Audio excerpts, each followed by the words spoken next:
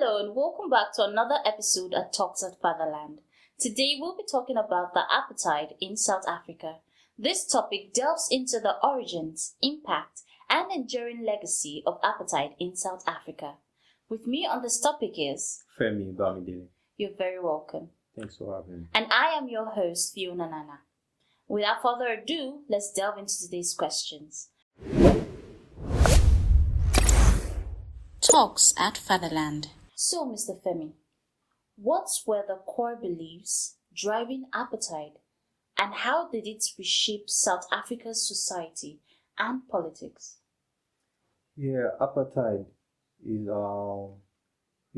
was a way of the white minority in South Africa. Then they found a way to ensure that their type, that their race, were more superior than the black race. So they formed some laws which were used to rule over the black people then. So these laws were so discriminatory that it belittled the black people then, making the white ones superior to them. So these white people, they had access to various opportunities compared to the black ones.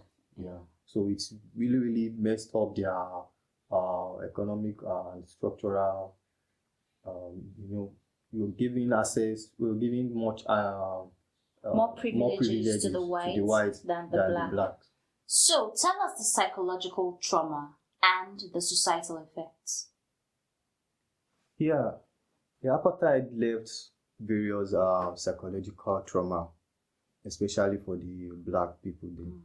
So it established a structural disparity. Yeah. That is, the white people were known to get easy things, like things were coming to them easily,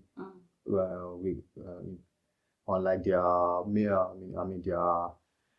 black counterpart. So this thing has gone deep into their mental health, because it affected them mentally. So they feel inferior in anything that occur in the country. So this also has led to the society. They've accepted that kind of lifestyle.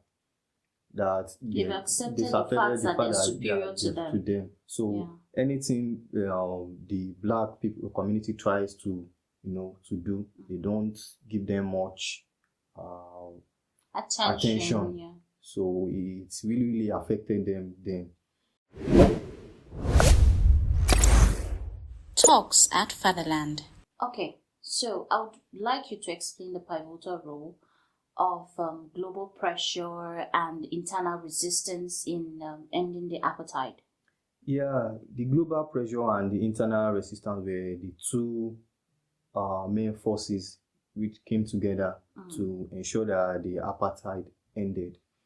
There were sanctions from the global body. So these sanctions helped in curbing the way the white people wanted to dominate almost everything in the nation then.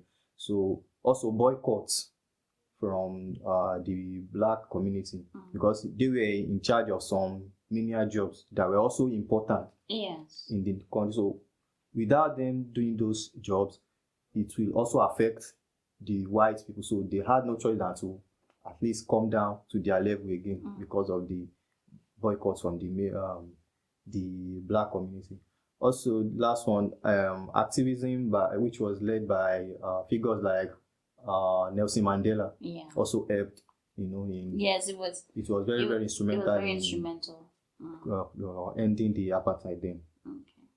Right. So, what strategies has South Africa used to address apartheid's consequences, and what hurdles remain for true equality and reconciliation?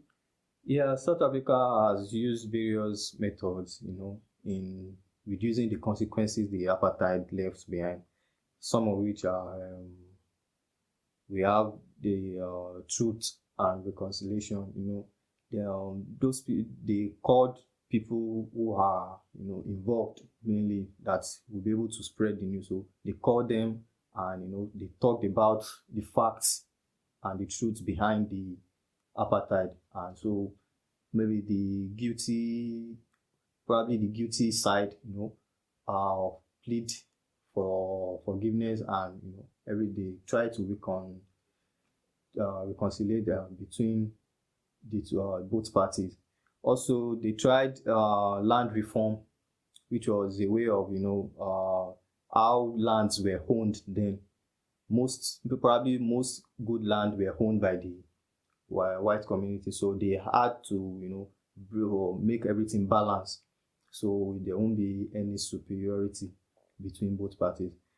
However, with all these methods they tried, there are still some little let me say, they've not really mapped out the whole apartheid consequence, especially the land restitution. Yeah, so some people still do not have the right to some resources, and so they still some people are not ready to forgive and forget about this. So whenever they see the person who is not probably the same color with themselves, they go haywire and just try to start some conflict or trouble or riots. So how did the struggle help in pursuit of today's social justice? Yeah, the whole South Africa's journey in the apartheid was, there was one thing I learned from there is that there is power in coming together as one. Yes. Yeah, so global solidarity is one key. It's a very key factor when it comes to situations like this. Yeah. So it really helped, because almost every governing bodies will also want to come together and work to sort things out and make life easier for everybody. Emphasize on that change, their mantra. So thank you so much for coming to shed more light on this topic, which is the appetite for South Africa. So thank you so much for staying with us to the end of this episode. Please work with the Fatherland Foundation by making your donations. You can also find the link below or visit fatherlandfoundation.org to make your donations. Till next time, I remain your host, Fiona Nana. Bye for now.